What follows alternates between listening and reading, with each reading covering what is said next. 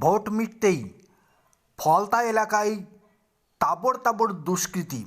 জাহাঙ্গীর খানের তাবড় তাবড় দুষ্কৃতীদের ধরে কেলাচ্ছে সিংহম অফিসার অজয় পাল। বিজেপির লোকজন তৃণমূলের পঞ্চায়েত প্রধানের বিরুদ্ধে অভিযোগ এনে জাতীয় সড়ক অবরোধ করে পরিস্থিতি ঘোরালো করে তোলে। সেই খবর পাওয়ার সঙ্গে সঙ্গেই অ্যাকশনে নামেন অজয় পাল শর্মা। বিজেপির কর্মীদের উপর মারধরের অভিযোগে উত্তপ্ত হয় দক্ষিণ চব্বিশ পরগনা বিধানসভার এলাকা।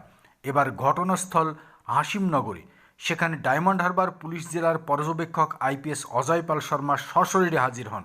অকুস্থলে গিয়েছেন বিজেপি প্রার্থী দেবাংশু পণ্ডাও।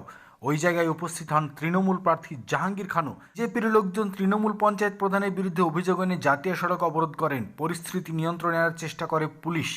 এলাকার বাসিন্দাদের একাংশের তথ্য, বিজেপির কর্মীদের অভিযোগ তাদের ভোট দিতে দেওয়া হয়নি।